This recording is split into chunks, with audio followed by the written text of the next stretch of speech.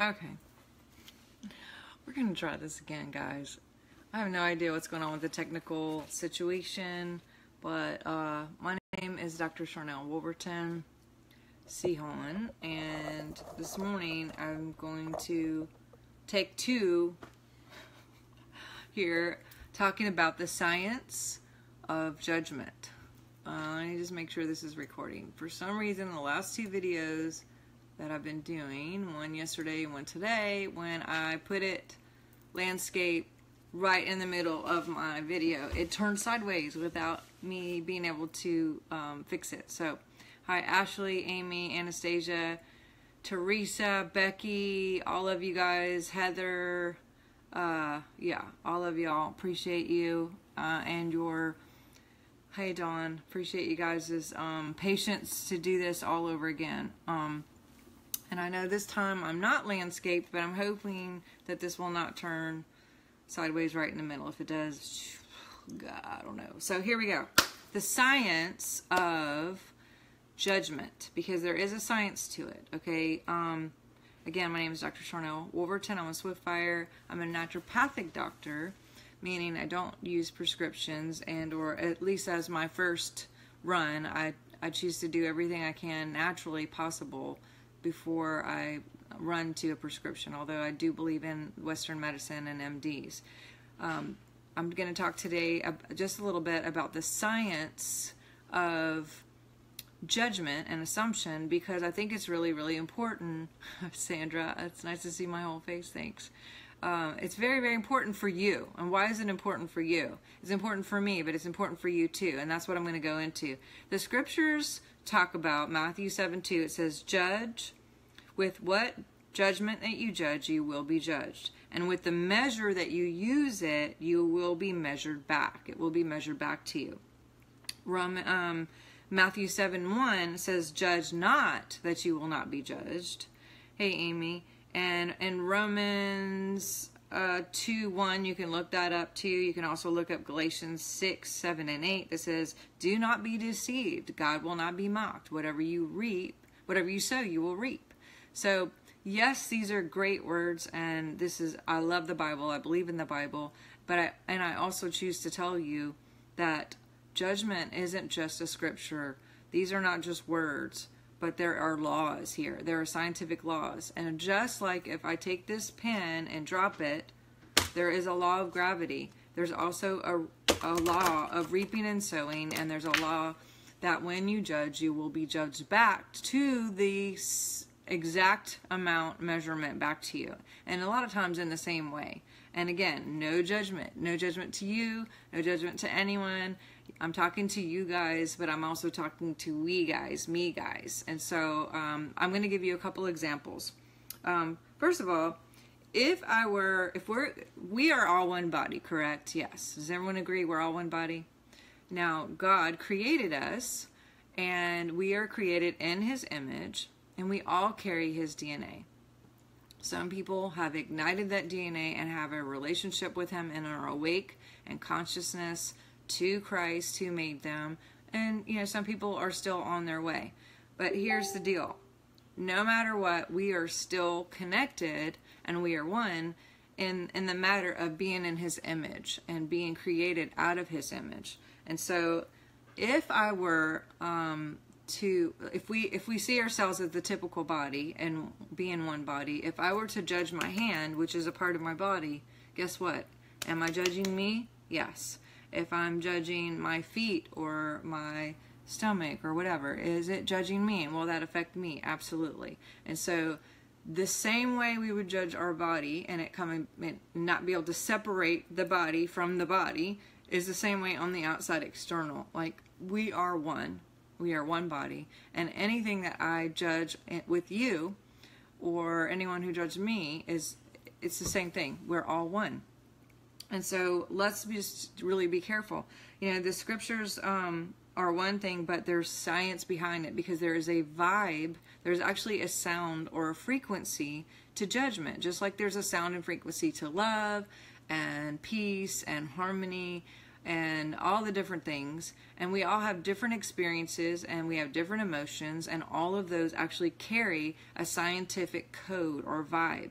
And those feelings, whatever we think and what we feel, create a sound within this heart, which is electric. And this electric being that we are, with the heart being the most electric organ in our body, creates a feeling in our sound that goes with that judgment or that fear or that love, whatever the case may be, and there's a vibe there, goes into the biofield, and as it goes into the biofield, that is out there, code and maps, and whatever is out there, you can only get. So whatever you are is what you get.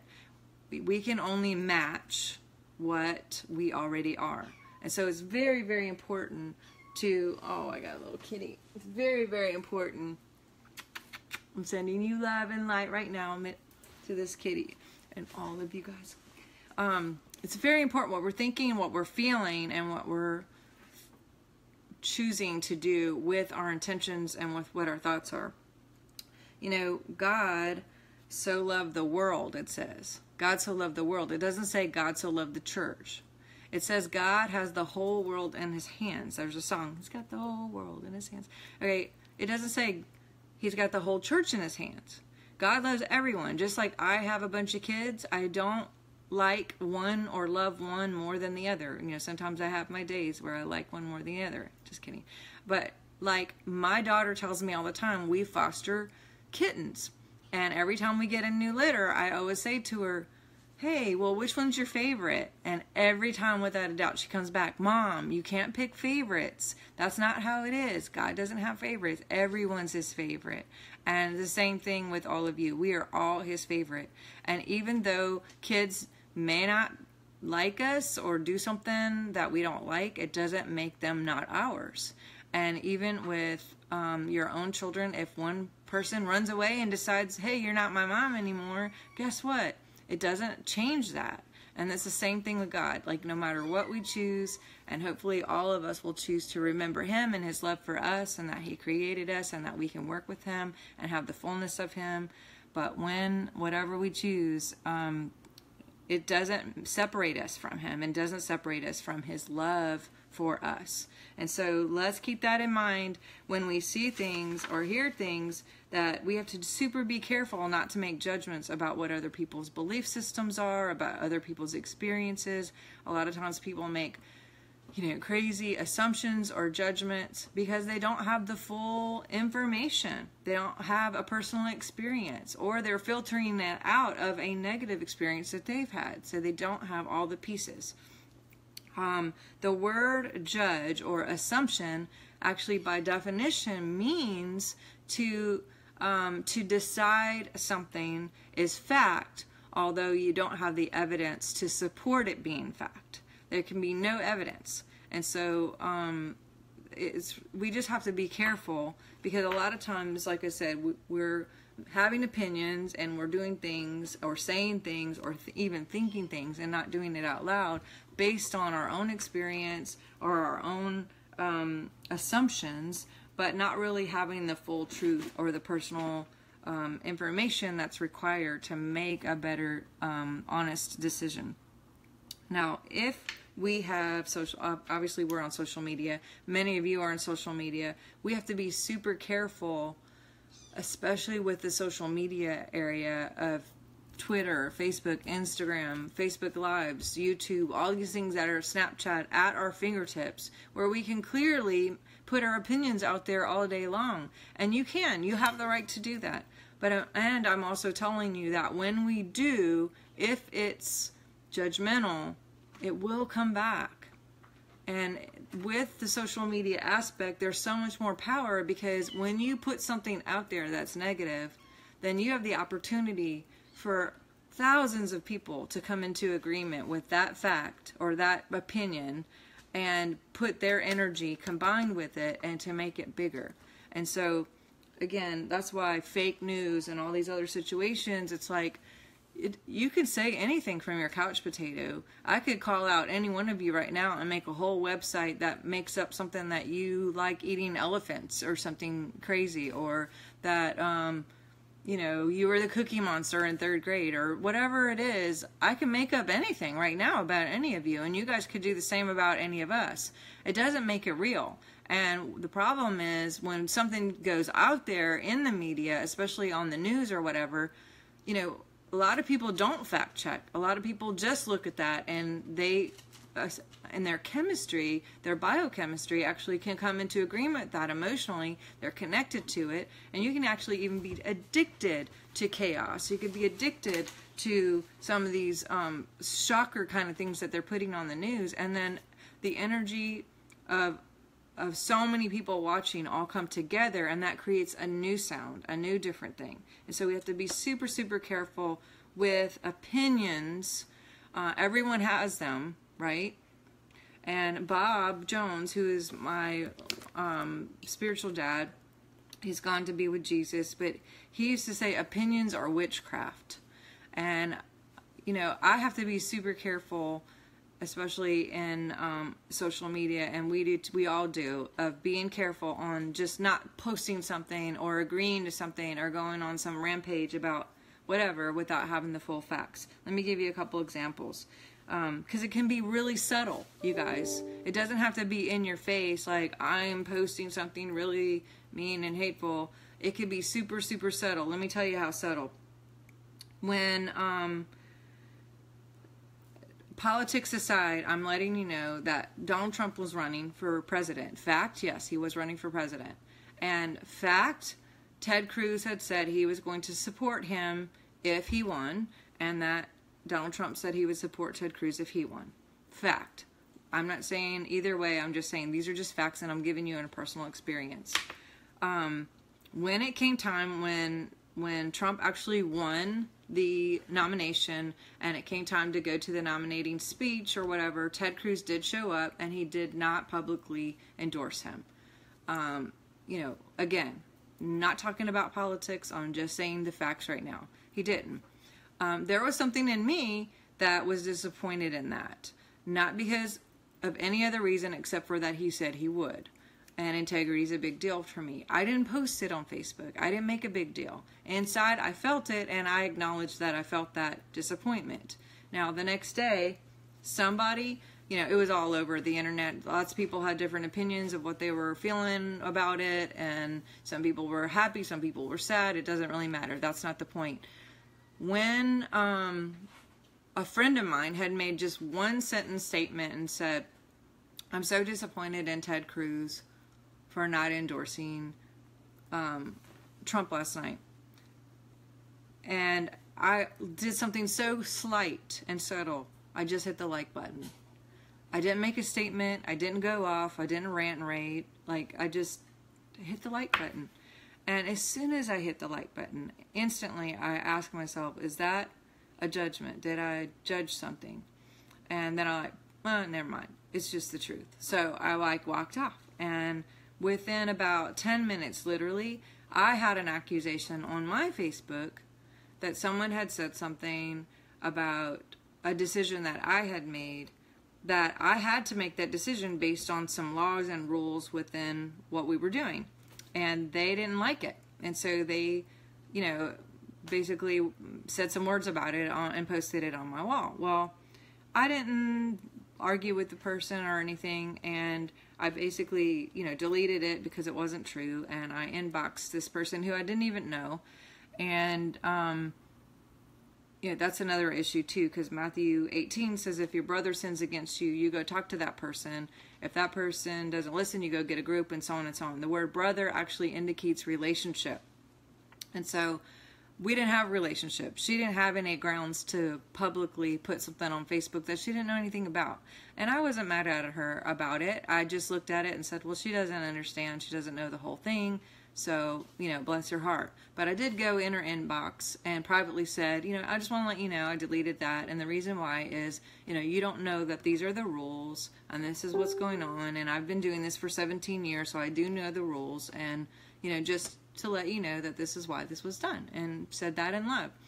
Well, literally about 5 minutes after that, I was walking through the living room and the news was on, and Ted Cruz was on there, and he said something about, hey, I've been in politics for 17 years and this and this and this, and he wasn't even talking about like not endorsing him or endorsing him. He was just talking, and he mentioned 17 years, which I had just said, 17 years. And I thought to myself, holy moly. You know what? And I felt in my heart, literally, like I just had this understanding and knowing, Jesus just woke me up to this, that I had judged Ted Cruz. And now it had come back to me, where someone within 10 minutes had judged me for doing something that I did that they didn't have the information. Well, here it was me. I don't know why Ted Cruz decided last minute not to endorse him. And again, this is not about politics. This is just about an example, a personal, raw, vulnerable, real life example of me messing up. I had judged. I don't know the conversations that him and Trump have. I don't know all the back end of politics. I don't know the side deals and the weird stuff or the, pressure of Ted Cruz or the stuff that maybe Trump had done to him or said to him. It doesn't even matter. I didn't have the information to even hit a like button and agree with something. Okay, I will give you one more example. Brian and I were on our way to a meeting. We were late because the GPS gave us the wrong directions, and we were in a city we didn't know much about. And when we got there, when we were driving, I found myself getting frustrated because I don't like being late. Usually I'm on time or early. And it was the first time meeting with these people, so I wanted to give a good impression, and I was frustrated. And in the frustration when we were driving, I made the comment and said, like, you would think they would have more signage around here. I mean, like, I don't know how anyone gets anywhere around here because there's, like, literally no way to tell where stuff is or how to get somewhere. And as soon as I said that, I realized that that was also a judgment or an assumption. Because in whatever way that I was saying it, I was saying basically, if I were in charge, I would do it better. And you know what? Maybe if I was in charge, I wouldn't know to do it better. Maybe my focus would be on a billion other things that were way more important. Maybe if I was in charge, who knows? Maybe I would do it better. But who knows? Maybe I wouldn't. And that was a judgment. A judgment, again, is making the assumption that something you have decided is true without evidence. And even with Trump in office, all these people are making these assumptions or whatever, or anyone in office. And pray for your leaders, okay? I'm not endorsing either one. I'm just saying pray.